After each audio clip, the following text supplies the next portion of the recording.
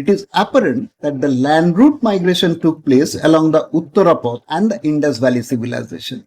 In fact, the matriarch period of the Indus Valley civilization, that is from 2600 BC to 1900 BC, perfectly coincides with the period of the land route reverse migration from Egypt. As such, IVC or Indus Valley civilization was located on the land route from India to Egypt. We find the emergence of the reverse migration animal symbols like the horse, boar, lion and peacock along the entire stretch of the Uttarapath. These animal symbols are found all over the subcontinent, but their emergence in the Indian Himalayas, Nepal, Bhutan, Tibetan Plateau and Northeast India are striking, as these species are mostly not found there. These regions are connected with Egypt and Europe through the Uttarapath. A number of ground evidences identify the migration paths along which both the onward and reverse migration had taken place. I have seen two friends sharing the ownership of a shop in Pokhara, Nepal. One gentleman was short with brachycephalic features, which is possibly a typical feature of the indigenous Indians.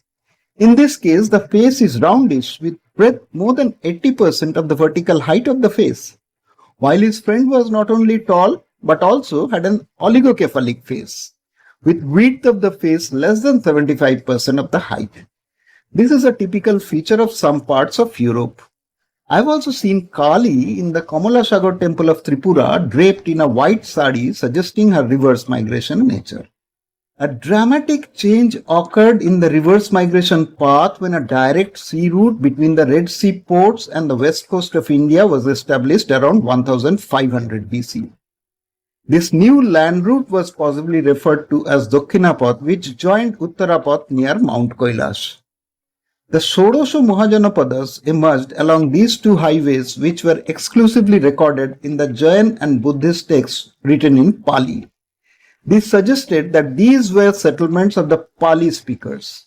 Their absence in Sanskrit records exposes a rivalry between the Pali and Sanskrit speakers.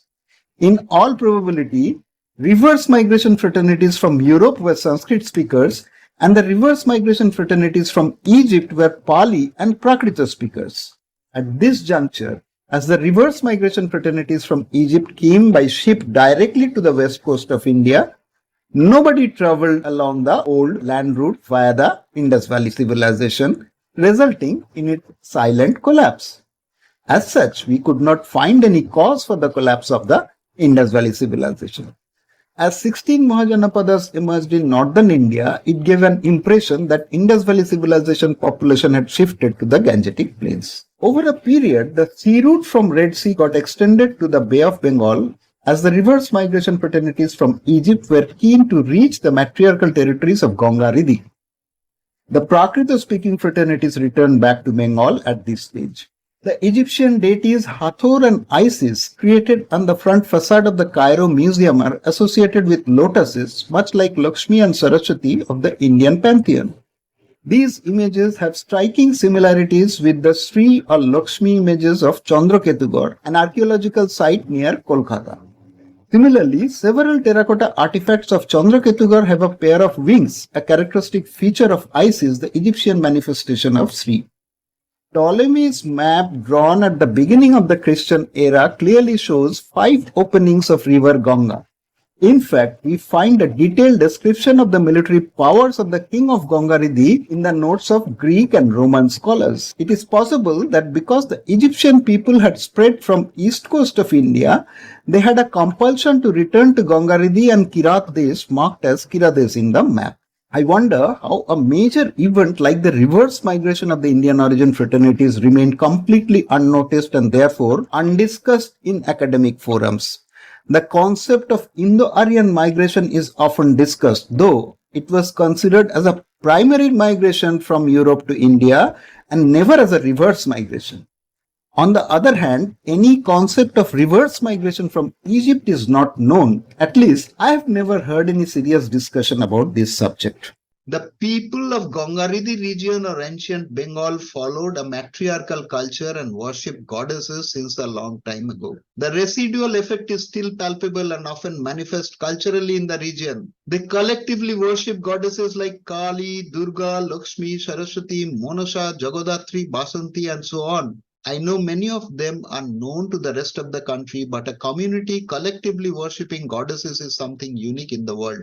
It is possible that these matriarchal culture prevailed in Bengal when Bengal glacial coastal self-submerged and people were bare-bodied. Thus, Bengal unhesitatingly worshipped their principal deity Kali in her original bare-bodied form, which is also unique in the world. In all probability, the concept of bare-bodied deity emerged during a period when anatomical modern human lived a bare-bodied existence. However, she could no longer remain bare-bodied when worshipped by Indian origin fraternities settled in distant lands. It is most likely that Mother Goddess Kali manifested as Black Athena in ancient Greece and Black Madonna in rest of Europe. As the Indian origin fraternities settled there, these newer manifestations of Goddess Kali emerged in respective regions. Interestingly, when this reverse migration Indian origin fraternities returned, they worshipped Kali clad in red and white saris depending on the region from where to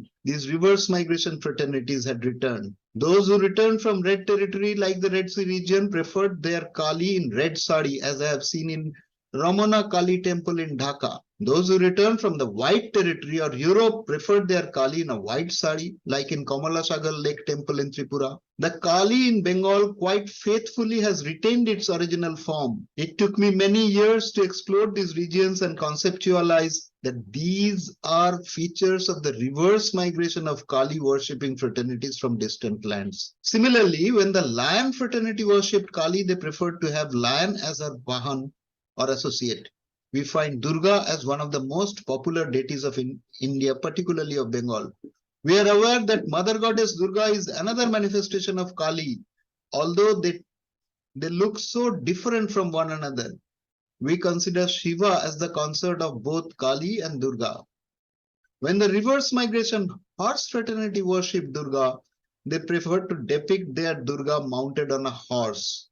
When we go to Jhargram in Jangal Mahal, we find Kanak Durga mounted on a horse.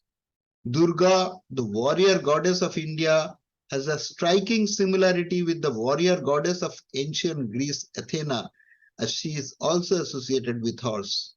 In India, dark complexion goddess Kali transformed into fair complexion goddess Durga over a period of time. A very similar thing happened in ancient Greece as well. There, Black Athena gradually transformed into fair complexion Athena, possibly over a period of time as the population acquired fair complexion due to depigmentation. Athens, the capital of ancient Greece, acquired its name from Athena, just as Kolkata probably got its name from Kali. Like the warrior goddess Athena of Greece, the lion and horse fraternities worshipped warrior goddess Durga, and she acquired lion and horse as her associates. Please note that Athena also has Naga, owl, horse, and avian as her associate, very similar to Durga mounted on lion, with Naga and avians like owl, goose, and peacock as vahuns of her children. Athena of Greece and Durga of India, as well as Kanak Durga of Bengal, have striking similarities. Similarly, there is a strong resemblance between Durga of India and Sphinx of Egypt, as both these protected deities of respective territories have lion as inseparable associates. In all probability, lion fraternity promoted this warrior goddess in both these ancient civilizations. As the Indian origin fraternities continued to rule the Egyptian civilization, we find Hori or Vishnu manifesting as Horus in the Egyptian pantheon. Like our Hori has a mythical eagle Godura as his Vahun, Horus has a similar mythical eagle as his associate. This image was captured in front of the Horus temple in Edfu, Egypt. This suggests that avian fraternity promoted Hori and Horus as their deity during the patriarchal period in India and Egypt respectively. This also suggests that Indian origin fraternities continued to worship Indian deities during their stay in distant civilizations till they returned to India. It is observed that Shiv manifested as Zeb in the Egyptian pantheon. Like the composite image of Kali and Shiv of India, we find Nat and Jeb in a comparable posture. Moreover, Nat and Jeb has 2 sons and 2 daughters quite comparable to that of Shiv and Durga of Bengal. Furthermore, Shiv and Zeb are phonetically quite close. A number of shrines of Middle East have been associated with Shiva. During my recent visit to Petra in Jordan, a shrine has been referred to as a Shiva shrine, which clearly has a lingam as the deity. These evidences are cultural evidences which can only be logically interpreted but cannot be scientifically established.